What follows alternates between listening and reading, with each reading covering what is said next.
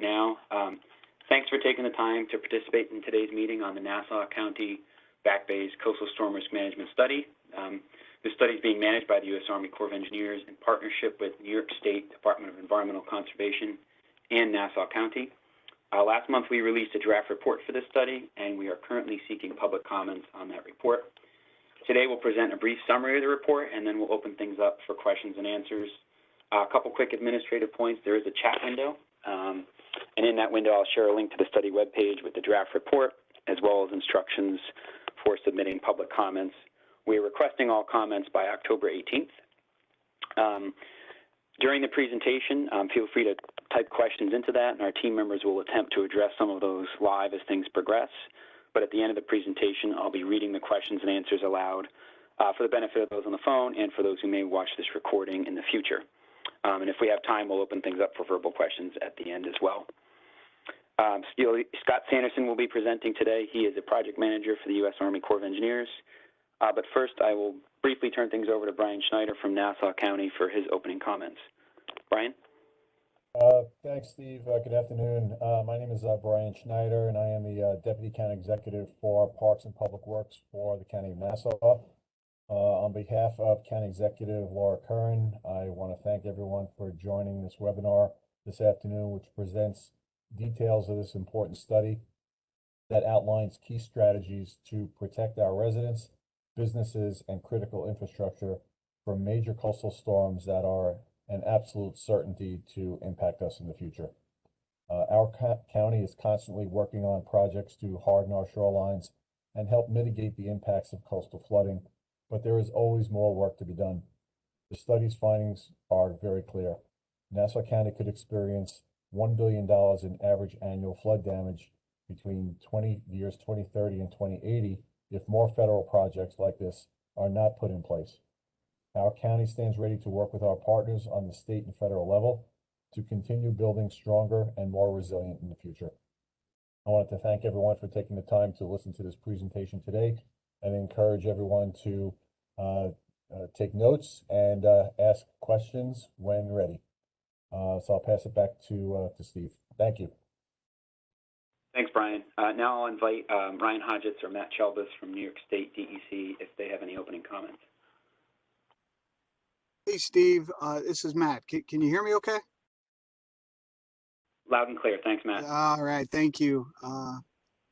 Good afternoon, everybody. This is Matt Chelbis with the New York State Department of Environmental Conservation Coastal Program. Thank you, everybody, for taking the time to participate, and thank you to the Army Corps for putting on the presentation along with Nassau County.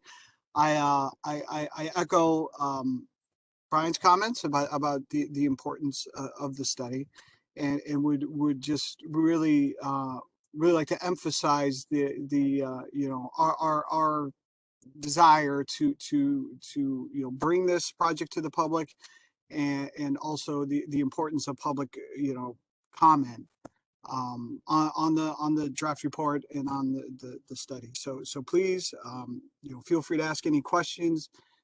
Feel free to submit any comments to the state and or the Army Corps with your thoughts, so we can get everybody's thoughts and take everything into consideration as the project moves forward. So thank you. Thank you, Matt. Scott, I'll turn it over to you.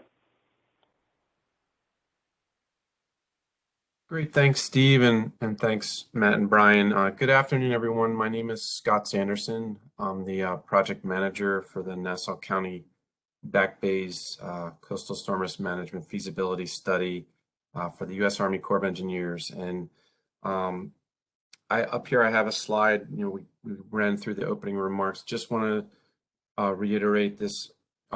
As the lead federal agency, the Corps is working in partnership with our non-federal sponsor, New York State Department of Environmental Conservation, in partnership with Nassau County. Given the size, scale, complexity of this study, we're also working with partner agencies, federal agencies listed here from NOAA, FEMA, EPA, as well as the Fish and Wildlife Service. So again, really appreciate everyone getting together today. And just to kind of frame things and open things up, really the purpose here today is to continue this, critical dialogue back and forth between, our study findings and the applicability and the implementability of these particular findings and their viability for the constituents that are affected by them. And so this presentation is to help facilitate this ongoing dialogue and really get a sense of the perspective of folks on the findings to date, on how the findings were developed, and help to add clarity to documents that are out there for review and answer questions to help inform the comment response process, so that at the end of the day, when this feasibility process is completed, we arrive at a recommended plan that answers the mail, that responds to the problems in the area and the problems that this area is facing related to coastal storm risk. So that being said, I will get into things here.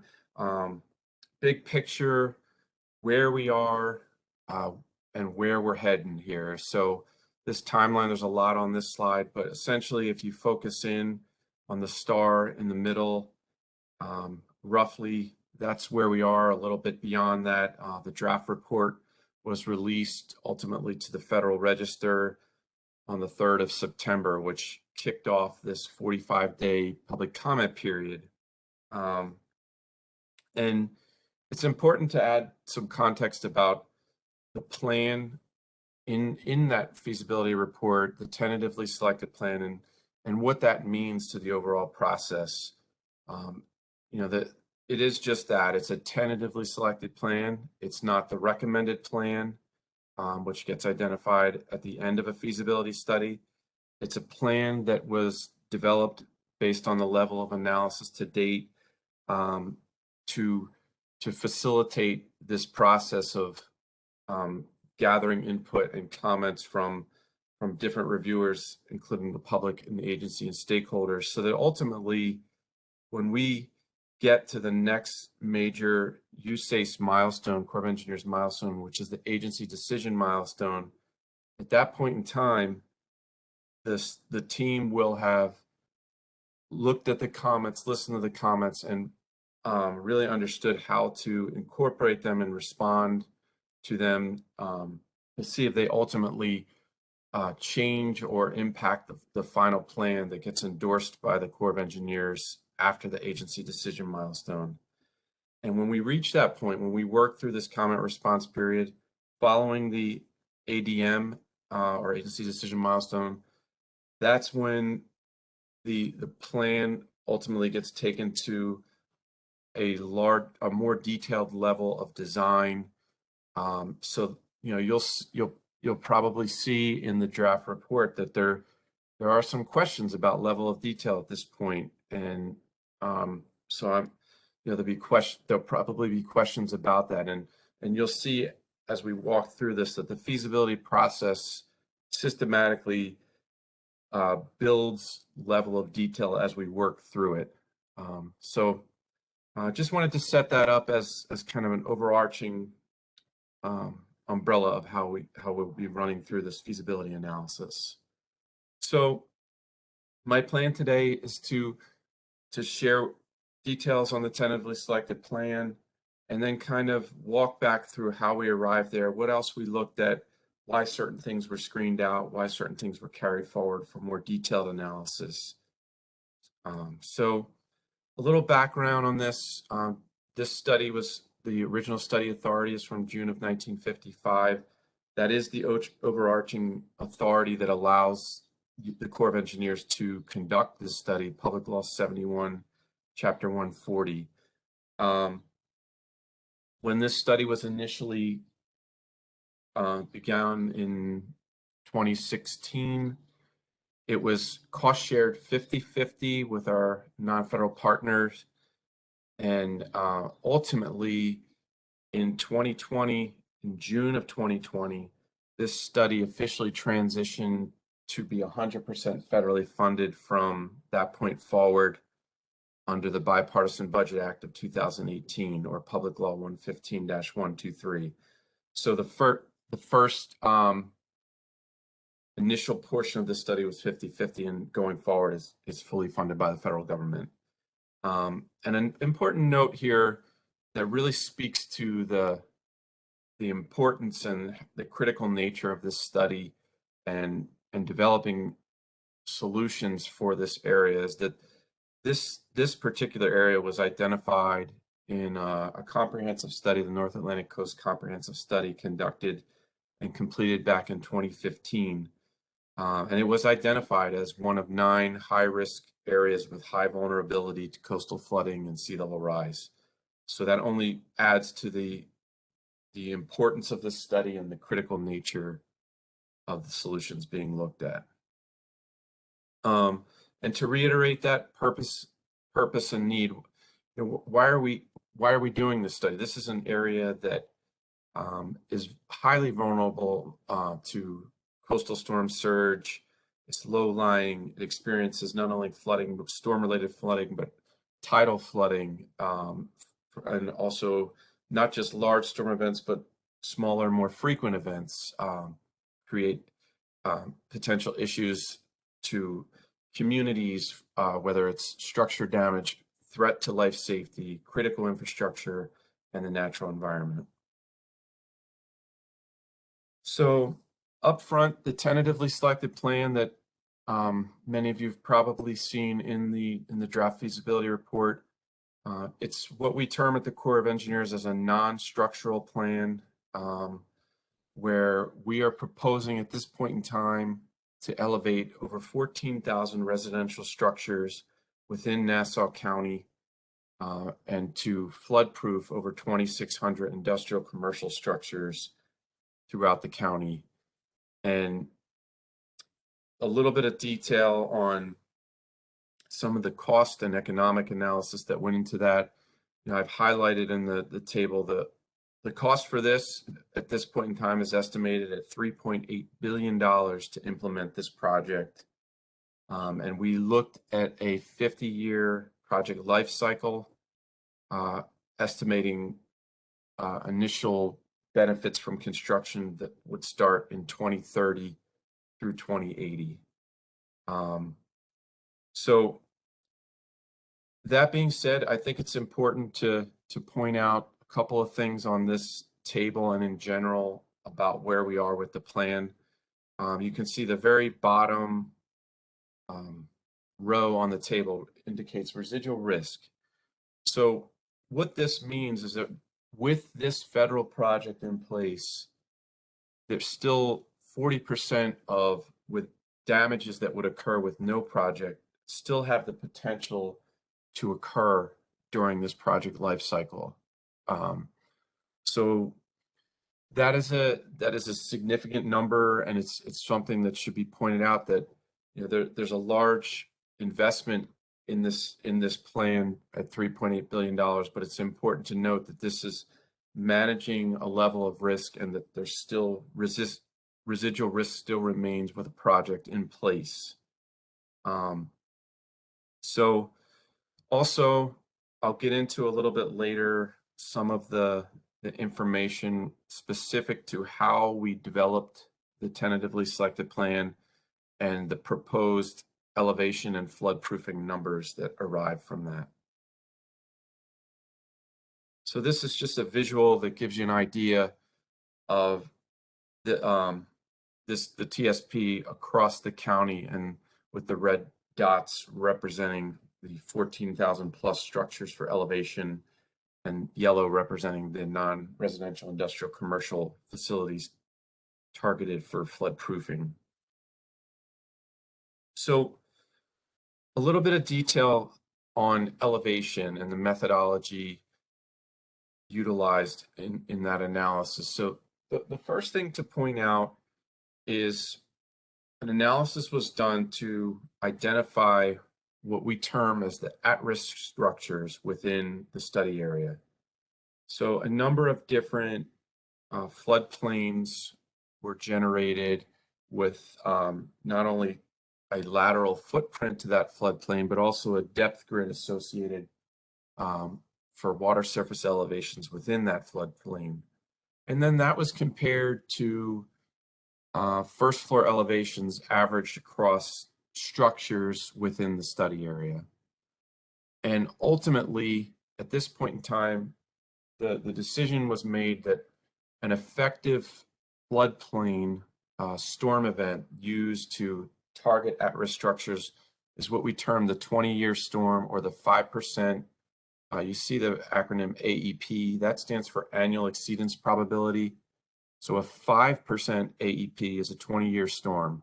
So right off the bat, we said, okay, what structures have a first floor elevation that is below the water surface elevation associated with the 20-year storm? And those were targeted as the at-risk structures that were ultimately eligible to be elevated as, and the target elevation at this point in time is the 1% annual exceedance probability, or the 100-year storm, projected out to 2080, including intermediate sea level change. So that's what the initial analysis is based on, and that's how the potential costs were developed to elevate these 14,000 plus residential structures. And we understand up front that there's, at the point of that we're in the analysis right now, there's more work to do. There's more design, there's more detail to develop as we go through this.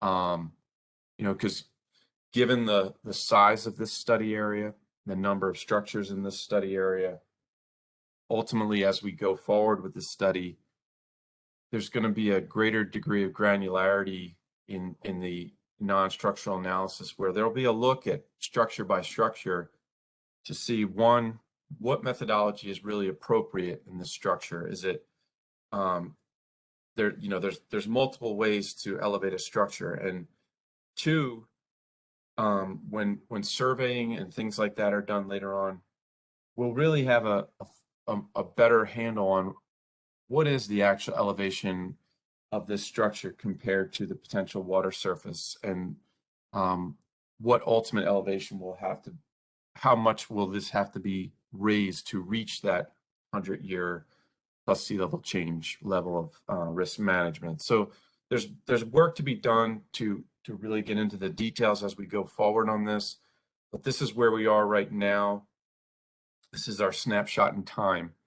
And I want to mention here, I have a bullet about acquisition. At this time, acquisition is not in the tentatively selected plan, but it's something that we continue to look at as we go through a study, because ultimately there are triggers that we have to keep an eye on. Like if general rule of thumb, if you start elevating structures too high, then you introduce other damage drivers such as wind damage. So these are things we're going to have, as we get further into the detail, look at and make sure the structure can be elevated from a height standpoint, and also if the structure is in a condition that allows it to be elevated. So this next couple slides are just a couple of renderings. You probably recognize these from the draft feasibility report, but it just gives you an idea of some things that can be done for homes. If you look on specifically on the right here, you can see this method is raising the foundation to the and adding the stairwell to the first floor entrance. And on the left, you see the garage being filled in here. So also there's a rendering in here. Now this rendering does not actually represent the tentatively selected plan, but we put this in the presentation because we are going to talk a little bit about some of the other alternatives that we looked at, specifically large-scale structural alternatives. And one of those alternatives was to look at flood walls around communities. And you can see here, this is an example of of what your visual perspective would be with a alternative such as a comprehensive flood wall looking towards the bay. So also flood proofing is part of the tentatively selected plan, and this is an example from the Island Park Fire Department of the type of measures we're talking about when we say a dry flood proofing. Anything from stop logs to flood shields to utility elevations, things of that nature that ultimately try to withstand the forces of the water against the structure. And at this point in time, the design and cost for such measures is based on 3 feet of vertical construction along the facility. So backing up now, that was a kind of an overview of the tentatively selected plan. Now I just kind of want to take a step back in time and walk through the process we took to get to the tentatively selected plan. So we looked at a lot of things in this study area, and as you'll see as we go through this presentation, a lot of different measures. And one of the things we tried to focus in on throughout this study is where are the areas with the highest vulnerability, whether it be from repetitive damage, as shown in hydraulic and economic modeling, or the highest density of critical facilities that either are located in an area or are servicing a large segment of the population and are located in a certain area. So we looked at that, and we also looked at there was a large constraint that affected the formulation of the study. It's not shown on this map, but I will get into. It's the presence of Coastal Barrier Resources Act system unit. And essentially the Coastal Barrier Resources Act is intended to prevent and not encourage development in flood prone areas. So when a system unit is designated in an area we're looking at, by that act, we as a federal agency, as the Corps of Engineers, cannot implement a structural coastal storm risk management alternative within the footprint of the Coastal Barrier Resource Act system unit. So you'll see as we go through this presentation, I'll roughly show you with my cursor here. It's generally this area is impacted by that system unit. So we tried to target vulnerable areas that were outside of that system unit where we would have the flexibility to formulate larger solutions, larger structural measures, and then ultimately model their performance from a hydraulic and an economic standpoint. So some of the structural measures we looked at in the study, flood walls, storm surge barriers, whether they're across the bay or at the major inlets. Levees were also looked at along alignments of flood walls in areas where we felt we had open space and we could put a levee as part of the alignment where it would not impact access to the waterway.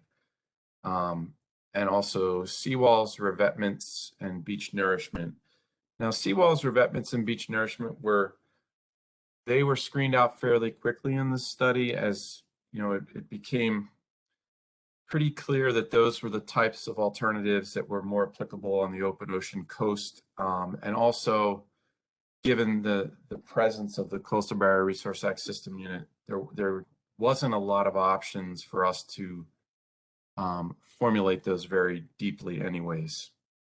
So now at the same time, you see here that storm surge barriers were screened out, but we still took a hard look at at the hydraulic performance of those barriers, and I'll go into that a little bit because understanding the interest and the potential hydraulic benefits of such an alternative, we really felt that doing our due diligence, we had to get a better understanding of what hydraulic performance those could provide.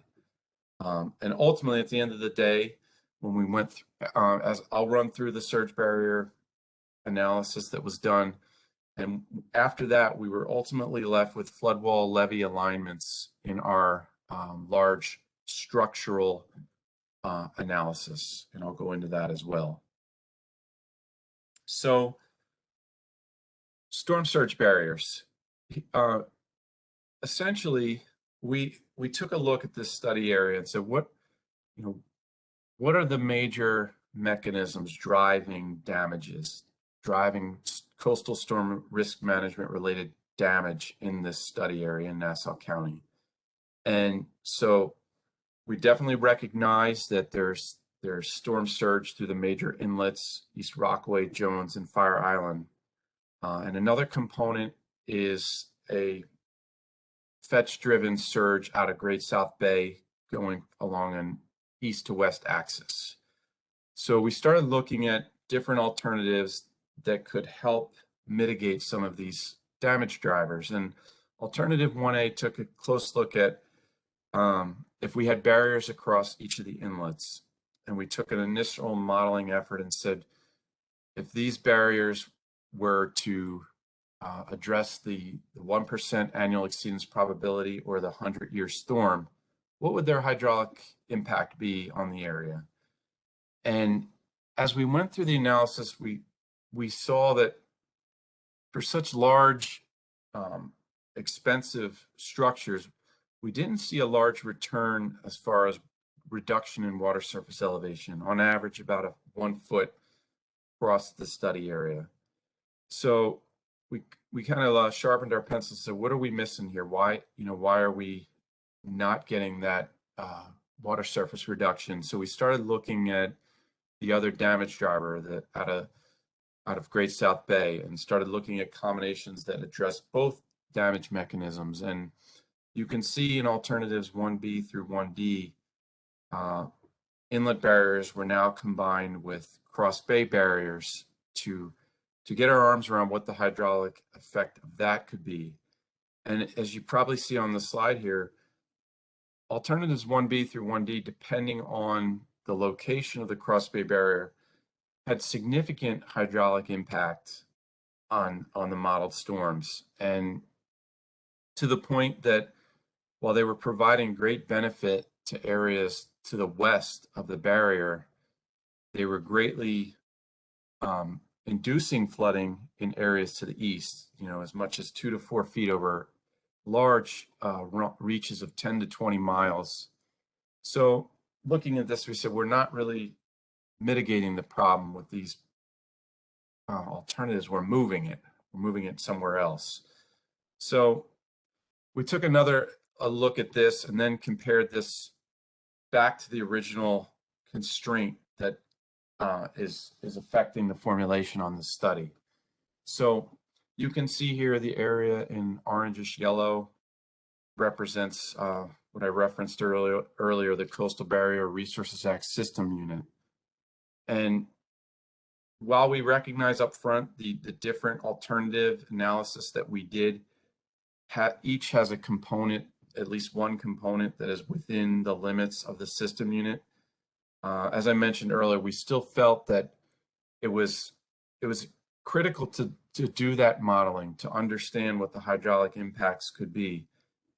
Because even though the federal government couldn't expend the dollars in the system unit to implement something, at least it gave decision makers an opportunity to see what impact you're getting from these barriers.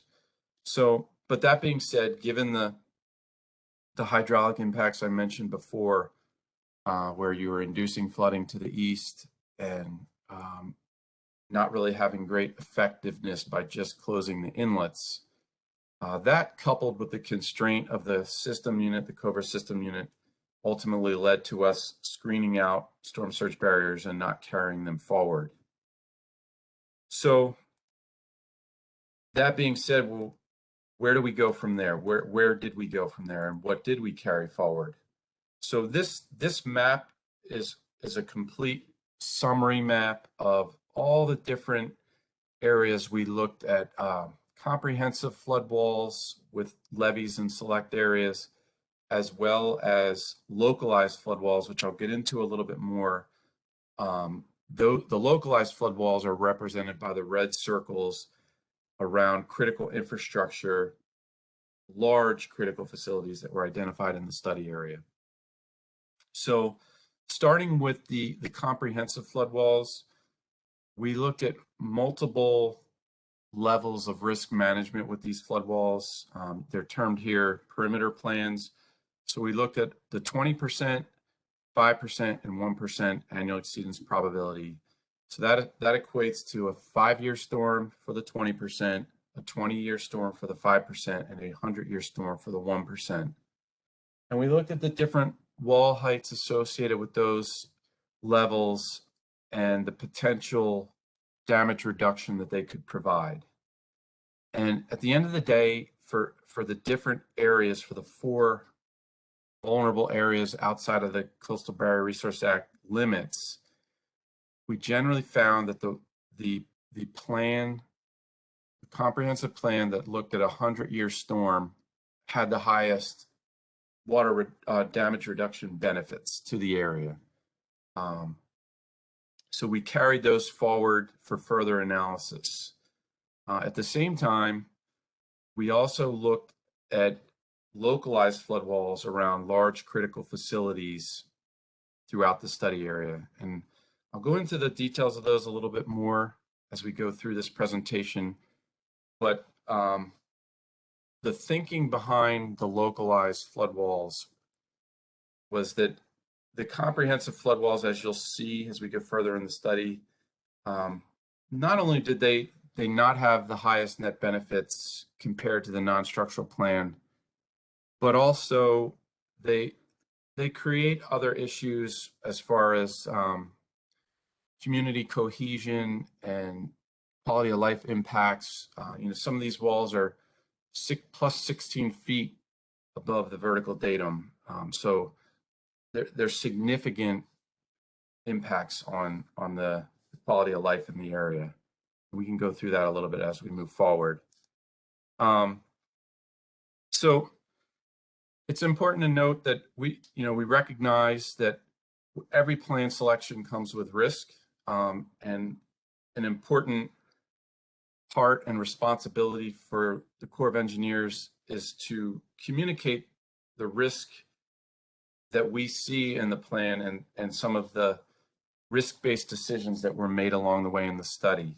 And I would say I'd point you to a section of the report that talks about risk and uncertainty, because I think it really speaks to the snapshot of where we are in the study and the level of detail at this point in the study and where we're going to buy down some of the uncertainty with that level of detail as we move through the feasibility process. But the first bullet here, public acceptability, this is part of why we're here.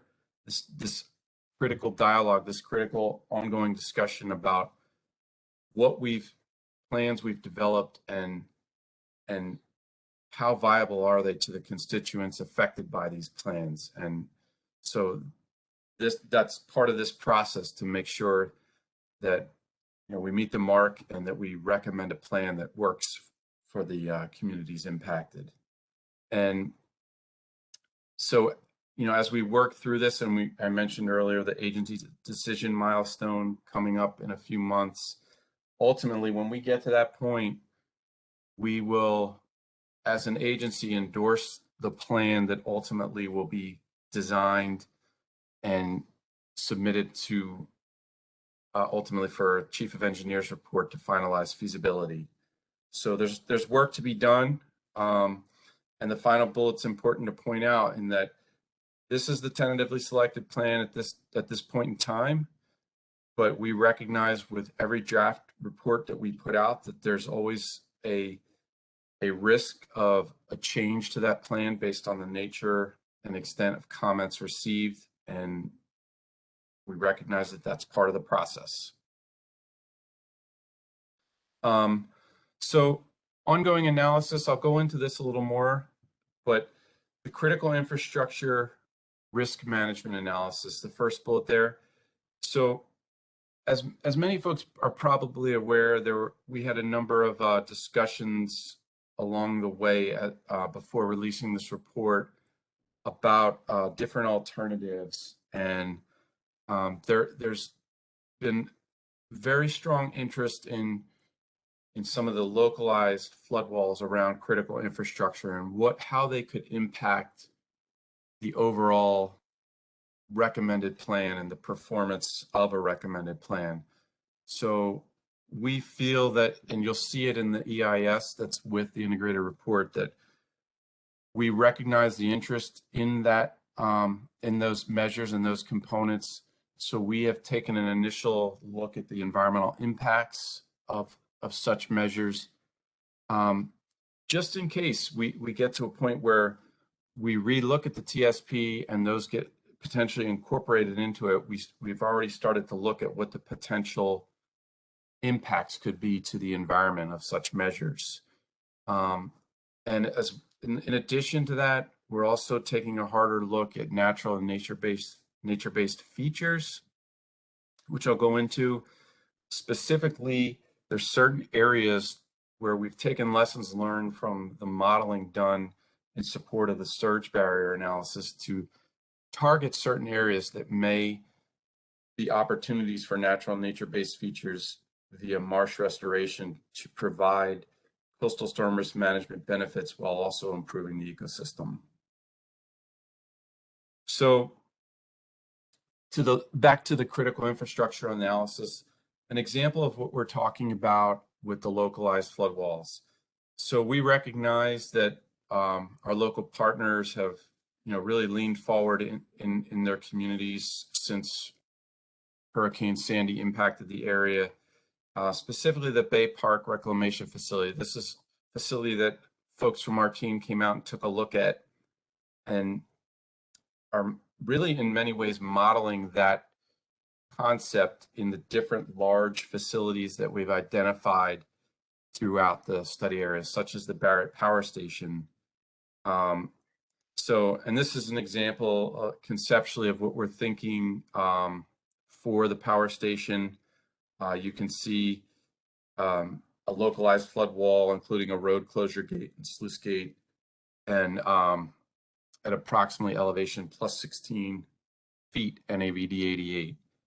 And this is something that would be further developed if necessitated as we go through the concurrent comment period. Something we're also taking a look at, we've identified through this study the major evacuation routes in this study area and taken an initial look at what we consider to be the most vulnerable portions of those evacuation routes. So in doing that, we're trying to identify opportunities to provide localized measures to address some of the more vulnerable portions of these evacuation routes, to make for a more complete analysis. And this is just an example of an area where our engineers looked at it and said that the space available seemed to allow for the opportunity to potentially to implement a localized flood wall in this more vulnerable portion of the evacuation route. And just to take a step back, the overarching theme with this localized critical infrastructure analysis is to really try to look at solutions that create a more resilient study area and communities within the study area. And what we mean by that is by identifying large critical facilities that service a large percentage of the population. The thinking is that if those can be maintained during major storms, or the time that they're potentially knocked offline is minimized through protective measures, what could be the potential impact of that in a positive way to the community, where you're not just elevating the structure or floodproofing a structure to minimize damage to the structure itself, but you're also allowing communities to recover quicker and come back to a functioning infrastructure and a functioning community in a more efficient way. So that's the thinking that went into some of those measures that were proposed in that alternative. So I mentioned natural nature-based features, and NBF, as we sometimes refer to them. And we really took a hard look at this, and we want to take it a step further as we go through this study, because as you can see here, we looked at historical trends, current conditions, and projected future trends based on sea level change projections in the area. Looking at the Long Island tidal wetlands trends analysis, we got an understanding of what the marsh degradation and marsh complex trends were looking like between 1974 and roughly 2008. So we took a look at that and said, okay, what's been happening historically, and where are we now? And then you can see the figure on the right looks at different sea level rise scenarios and the associated marsh degradation that could occur during the project life cycle, depending on which sea level rise scenario occurs. So we looked at all that information and developed a marsh vulnerability index incorporating those data sets. And you can see here, we honed in on a specific portion of the study area that not only had the highest unvegetated to vegetated or highest vulnerability levels in the darker brown, but at the same time, you may recall a couple of slides back where we had proposed in the modeling along these two parkways here, actually even back in this area as well, but we had proposed a storm surge across Bay Barrier in that area. And from a pure hydraulic standpoint, it was very effective at mitigating flows coming from an east to west direction. But as you may recall, it was so effective that it was inducing flooding to the east in these areas. So the thinking right now is that, if we can look at the benefits of marsh restoration as a natural nature-based feature, while we have a pretty high level of certainty it won't have the hydraulic effectiveness of a large, robust barrier, it may have effectiveness at reducing the impacts of the flow out of Great South Bay, and maybe doing so in a way where it won't induce flooding in a way that the barrier did, as the previous slide showed. So that's something that we're currently reaching out with our not only our local partners but other federal agencies, because we want to be really deliberate at how we scope out this modeling exercise, and we want to make sure we gather the correct information from not only our federal partners but local partners and stakeholders that have the insight on the area that we may not recognize at this point, so that when we come up with a modeling effort and scope, that we really effectively look at what has happened in this area, what is likely to happen with different sea level change, and how offsetting and mitigating that could have hydraulic and ecosystem benefits.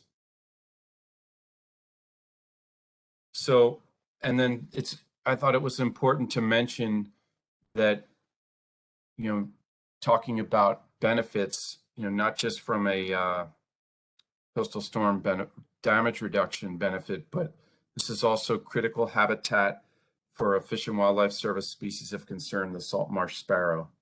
So in looking at this, it would not only provide damage reduction, but also additional ecosystem benefits. So this slide is a repeat of what you saw earlier, but just wanted to reiterate again where are we going? Where are we heading from here? Right now, we're moving through the public comment period and the concurrent review period. throughout the fall, we're going to be evaluating those comments and developing ways to implement them and address them as we go forward towards the agency decision milestone, ultimately to determine, did the tentatively selected plan get it right? Is it the plan that is ultimately going to be designed and recommended at the end of this study? And current schedule projection right now is to have a chief of engineers report in June of 2023. And I will caveat that we are currently working with our agency, and ultimately we'll be working with the Assistant Secretary of the Army for Civil Works to get the exemption to extend the end date to June of 2023. So this schedule is based on that approval. And that is the end of the presentation. I welcome any questions or comments. Thank you, Scott. Actually, while you were presenting, there were quite a few questions that came in through the chat that our team members addressed most of them, I believe, but I'll read those aloud again for the recording purposes. First one was, once USACE gets to a recommended plan, can any other plan be implemented, or would USACE have to start all the way from the beginning of this process to choose a different plan? Brian Bogle from our planning division weighed in that plans endorsed by the Corps of Engineers and sponsors emerged from another group of plans that were screened out because they did not have similar benefits to the recommended plan. Other plans that are preferable to the local communities but may offer less benefits, higher costs, or greater environmental impacts are sometimes referred to as a locally preferred plan. Corps recommended plans have a cost-sharing percentage of 65% federal, 35% non-federal. A locally preferred plan may have more difficulty being approved at the Corps level and cost sharing for project costs above the recommended plan that are less favorable to the local community. It's a long response, but please feel free to follow up.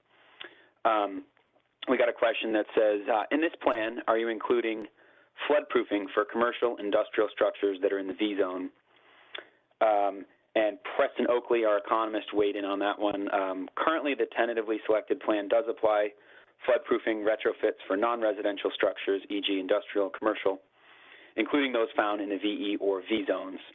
As the non-structural alternative is refined, if floodproofing is found not to be viable in V or VE zones due to wave forcing, then alternative non-structural measures will be investigated.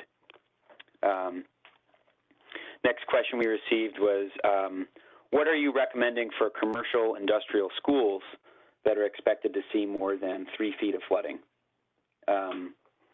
Preston Oakley again weighed in for that. For non-residential structures that may repeatedly experience flooding greater than 3 feet, non-structural measures include wet floodproofing, moving the main floor to the second floor, or if possible, elevations. Wet floodproofing is the intent to retrofit non-residential structures so that inundation waters may flood the ground floor, but expensive equipment have already been moved to higher elevations, and building materials are designed to be flooded without taking on long-term damage. Just going through the questions here. Next question was, did you consider other measures like elevation for critical facilities? And Preston Oakley again responded to that. All non-structural measures are still in consideration for critical infrastructure, including hospitals, fire stations, wastewater treatment facilities, et cetera. We had a question. So the COBRA keeps you from building storm surge barriers across inlets in the study area. And Angie Sowers, our environmental resources specialist for this study, commented, and Scott certainly addressed that during the presentation as well. COBRA was one reason that the storm surge barriers were screened out. Other factors included induced flooding in adjacent areas outside the storm surge barriers, water quality concerns, and impact to U.S. Coast Guard life-saving operations. Next question, as you get to a greater level of detail, for specific facilities or floodproofing techniques will be refined or might be screened out if they're not practically implementable, but at this stage you're including protection for critical facilities in the project cost estimates. Preston Oakley responded to that, yes, the TSP includes non-structural costs for all building-like critical infrastructure facilities such as hospitals, police stations, and schools. These assets look and potentially take damage like buildings. For large-scale critical infrastructure like power stations, wastewater treatment facilities, structural measures like flood walls are still under consideration but are not currently in the tentatively selected plan. We received a comment. I commend the Army Corps for recognizing that structural measures would not alleviate flooding but merely move the flooding elsewhere. Water can always find a way around the floodgate by looking at non-structural measures and especially acquiring properties that are prone to flooding. This is a rational plan. Thank you. I've got a question. If street raising is part of the tentatively selected plan, and Preston Oakley, our economist, weighed in on that. At this time, street raising is not part of the tentatively selected plan. Street raising was found to be prohibitively expensive and would create additional issues. The only exception, as Scott is mentioning during the presentation, is for the evacuation routes. While not currently part of the plan, it is still under consideration as are localized flood walls. We got another question. Whether we can, for storm surge barrier options, did you consider the potential benefit of closing the barriers at low tide before the storm surge commenced in order to empty out 4 to 5 feet of normal tide height differentials? And Rob Hampson, our hydraulic engineer, weighed in. The storm surge modeling was based on the storm surge barriers being closed at mean sea level. Closing the barriers at low tide is certainly a good idea, but may be impractical given the potential impacts of closures on navigation, Coast Guard operations, and the environment. Let's see here. Another question, for valuing those indirect benefits, is the Corps using FEMA methodology, or does your agency use its own method? Preston responded, while the study team will certainly investigate the FEMA methodology, we're beholden to specific use guidance and regulations and will need to forge a methodology that accurately represents the area as well as meets our federal requirements. Another question from Kate, just a second. Trying to understand how you are thinking about the thresholds beyond which critical structure fortification is insufficient if there is no way to get there due to high frequency tidal flooding. I don't know if that one's been addressed yet. Preston, do you have any thoughts on that question? Could you repeat the question, Steve? I'm trying to look for it in the chat. It's been hard to follow the chat there, I understand. So the question was trying to understand how you were thinking about the thresholds beyond which,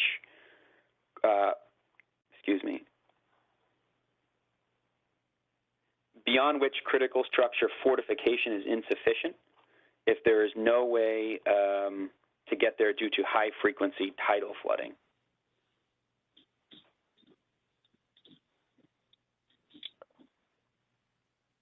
Okay, I'm not sure exactly that I understand what the question is getting to. I'm not able to find it, so I can't read it.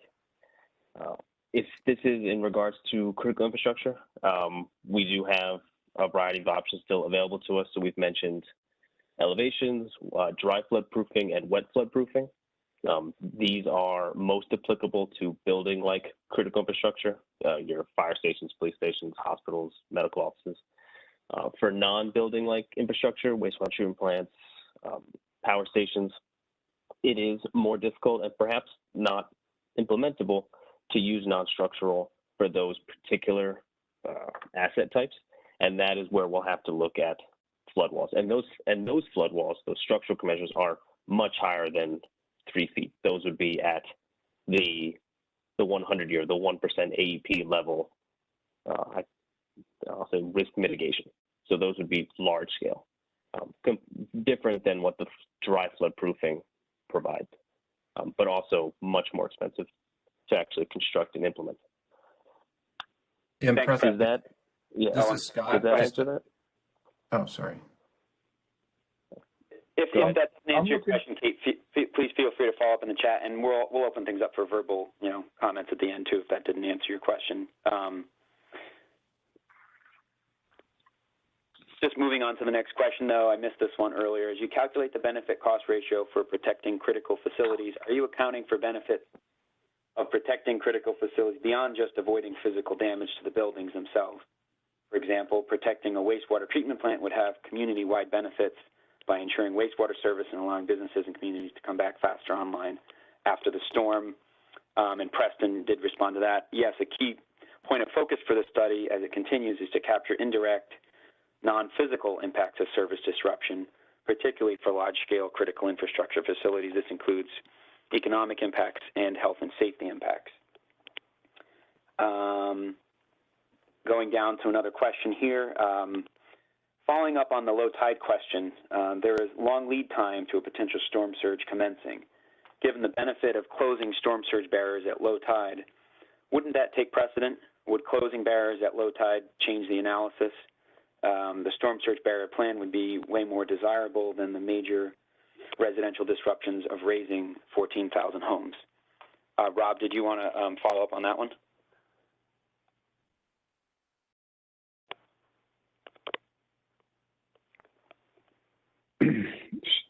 Hi, Steve. Scott, did you want to take this one? I can address like the hydraulic perspective, but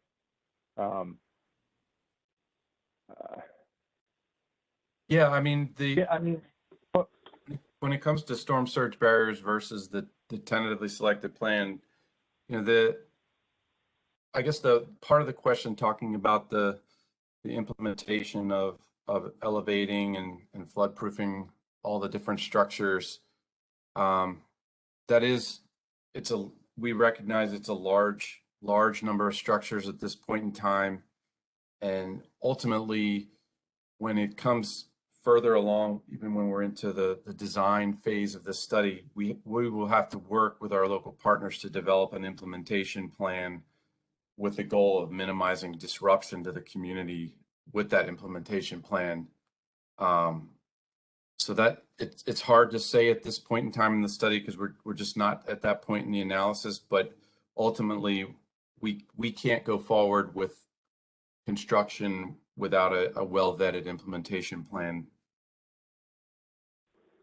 And Scott, I just wanted to follow up a little bit on that.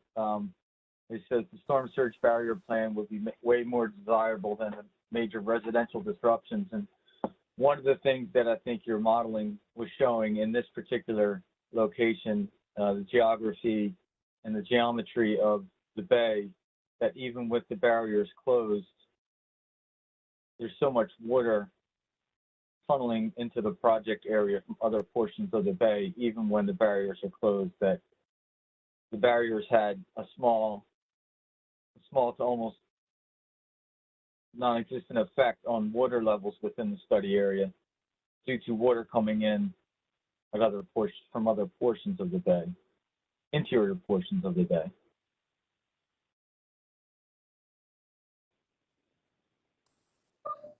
Scott, Sowers, I think it would help if you could speak with some numbers to what we saw in the modeling as to how the storm surge barriers and the cross bay barriers affected the areas to the east that were outside those barriers. That might help. I mean, that was a major driver in the planning and the decision making and ruling out of storm surge barriers, the induced flooding. So maybe if we can highlight that a little bit more.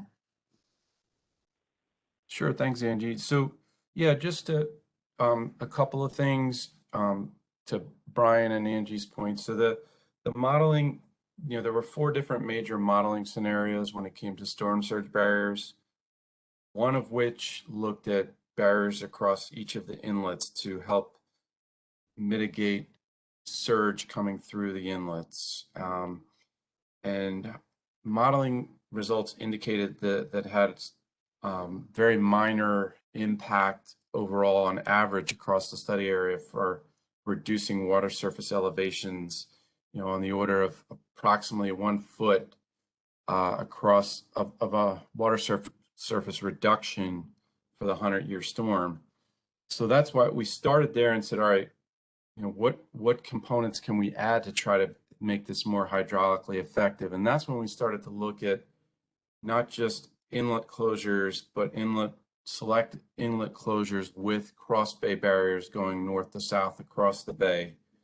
And the north-south additions definitely increase the hydraulic effectiveness in mitigating that east to west flow. But the problem was, as Angie was referencing, in the areas to the east, we were seeing significant induced flooding to areas outside of Nassau County on the order of 2 to 4 feet of flooding over 10 to 20 mile area range. Thank you, Scott. And there was another comment on that same subject. Someone said tidal gates will only move storm surge to another area and could put in harm's way the people living in those neighborhoods, not to mention the changes that would affect wetlands, fish habitat, and of course any fishermen and boaters who are out when the storm approaches. But another question we received, besides COBRA, why do you think the New Jersey Back Bays study came to the conclusion that the storm surge barriers are preferable compared to the non-structural solutions?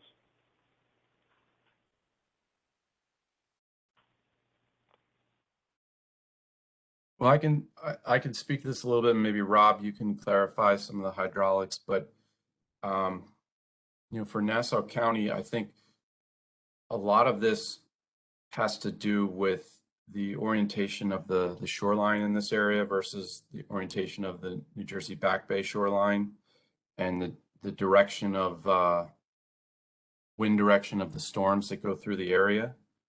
And I think that drives a lot of the wind-driven surge out of Great South Bay in the case of Nassau County. But New Jersey Back Bay, I think it's a slightly different dynamic, different study area. And Rob, maybe you can talk a little bit about the specifics of the hydraulics of the New Jersey Back Bay. Sure, Steve. So interesting.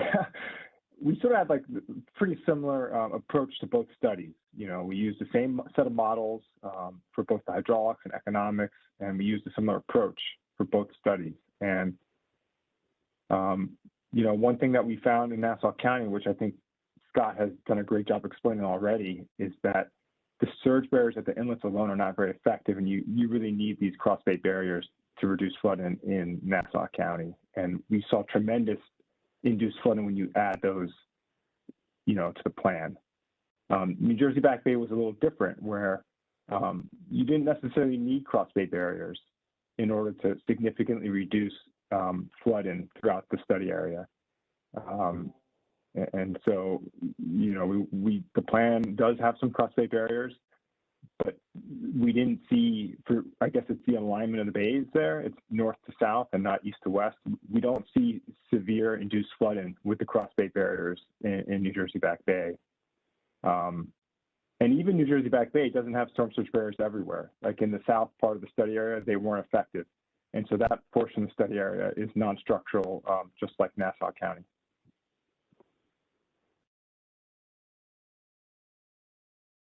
Rob, in fact, Pete Blum, our Chief of Planning, just weighed in and said that the New Jersey Back Bay study does include non-structural in combination with the storm surge barriers in other areas. Next question was, what is the 35% breakdown of the local share, state versus county versus City of Long Beach? Is participation mandatory for residents? Hey, Steve, this is Matt with the DEC. I could answer the first part. The non-federal portion would be split 70% state and 30% local. Now, how that local portion is split up would be dependent on how the study moves forward, who the partners are. It might be similar to Long Beach, where there's multiple local partners. All that would have to be ironed out, obviously, before construction. But it's a little too early, I think, to really come up with any best guesses of who those partners would be. Thanks, Matt. Another question, does the tentatively selected plan still incorporate flood walls around critical facilities? Yeah, this is Scott. So right now, the tentatively selected plan only includes the non-structural measures, the elevation and flood proofing. But we did recognize throughout this study process that there's strong interest in the localized flood walls. And that's why we did a preliminary analysis on those and included those in the draft feasibility report. And so at this point in time, they're not in the plan, but part of this review process is to determine if they need to be, or if the plan is right that we have right now to go forward with, or do we need to modify it and include those? So this outreach process is to try to determine that. But at this point, they're not in the plan. Thanks, Scott. And Preston Oakley, our economist, weighed in the chat with similar sentiments there. Next question is sorry this is Matt. Sorry, DC. Sorry to interrupt. I think Joe had a second part of his question, asking if it says, is participation mandatory? I assume that means for the home elevations and floodproofing. I think we missed that one. Oh, sure. So yes, we did. Elevation is a voluntary procedure. However, at this point in time, and that's an important question, because at this point in time, the feasibility analysis assumes full participation, and we recognize as we go through the study that there's going to be a need for a lot of outreach to really understand the level of interest and participation in the study. And that will be refined through our real estate and non-structural analysis. So that's a good, important point, because it's a voluntary type of implementation. And as we go through the study, we need to better understand the participation rate that we can expect. Thanks, Scott. Another question was, if inlet and cross bay barriers were built and then closed, would this increase the possibility of new inlets forming through Long Beach, Lido, and Jones Beach? Would this increase the extent of flood walls in those parts of the beach?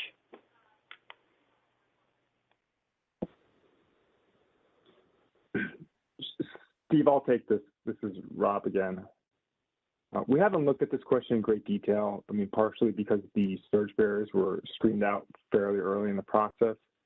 All I can say is that from New Jersey Back Bay, we looked at the potential increases in water elevations along the ocean coast from the inlet closures, and we really didn't see a significant increase in the ocean water levels, except for in the immediate vicinity of the surge barrier. So I don't think we would necessarily see an increase in the water elevations along the ocean front. Although there, is the possibility that with a greater relative difference between the ocean and the bay, you might have higher velocities if you saw if the dune system was overtopped. So I think there is a potential that you could have a slight increase in the risk of breach-in, but we haven't looked at that in detail at this stage of the study. Thank you, Rob. Got a comment. I spoke to an individual from the town of Hempstead several years ago about tidal gates, and the one thing he observed was that the tidal prism for Nassau County is exponentially higher compared to other coastal areas, especially New Jersey shore, since we face south and not east. And she followed up with a video as well. I don't see any other additional questions yet on the chat. We'll give that another minute or two as if any others come in, and then we'll kind of shift to verbal questions in just a moment.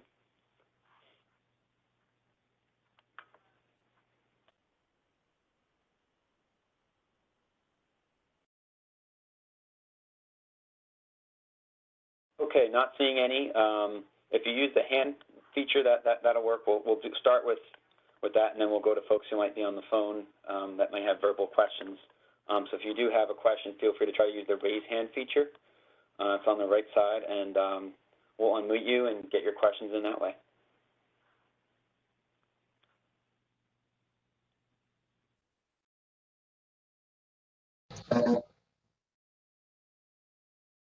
Go right ahead, Nancy. Hi, thank you for having this opportunity to really discuss, this very important study. One of the things that I'm hoping you'll start to look at more is the impacts of this on working waterfront areas, especially where the fishermen are docking and the recreational fishing industry, the charter boat captains, the party boat captains, they're all going to be affected in some way, about, the plan, whether it's, raising, whether it's flood proofing. And I hope that the impact studies will look at this, very carefully, because, this is a region that really does depend on its maritime cultural economy.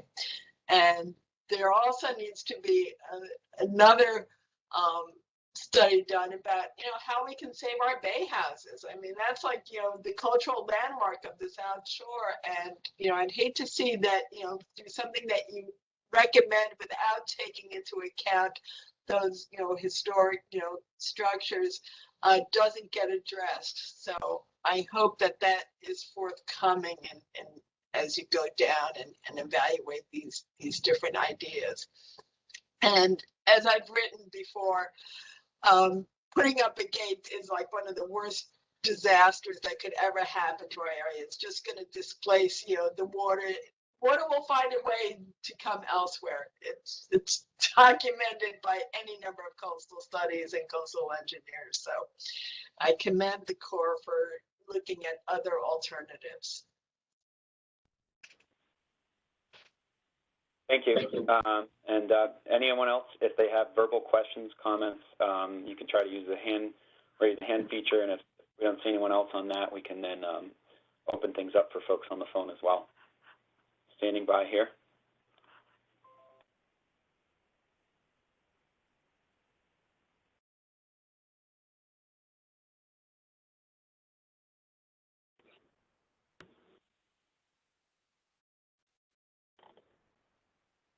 Not seeing anyone else with the hands raised. We'll just open things up. If there's anyone else, if you happen to be on the phone, you can try to hit *6. You should be able to unmute yourself if you have any verbal questions. The floor is open.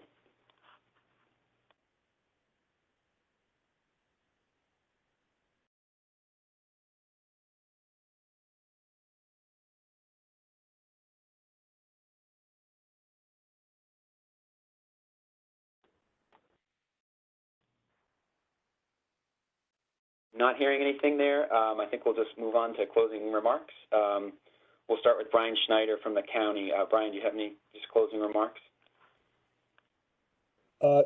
Nothing really, significant. I just really appreciate the excellent questions and comments from, folks who have been observing the presentation. Obviously, this isn't the end of the story. I think this is really just the beginning of the conversation, as was presented by Scott. So I just want to thank everyone for being on, and we look forward to continuing with the process here. So thanks again. Thanks, Brian. We'll go to Matt Chelbis from New York State. Yeah, this is Matt. I would just say thank you to the Corps for the good presentation, and thank you for everybody for participating. And again, if you have any comments, our public comment period is open. You can provide your comments to the Corps. So hopefully we can incorporate everything and come up with a final plan. So thank you. Thanks, Matt. Scott, do you have anything else you'd like to wrap up with? I just want to thank everyone for their interest and commitment and participation in this study effort. So thank you. Great, thank you, Scott. The study webpage will have a recording of this meeting later today, so feel free to share that with anyone you think should see it. And again, the instructions for submitting public comments is on there as well. I'll put a link in the chat. But otherwise, we'll close things out here. I'll leave the meeting open for a few minutes in case anyone wants to refer to the chat. Thank you again for your participation, and have a great day.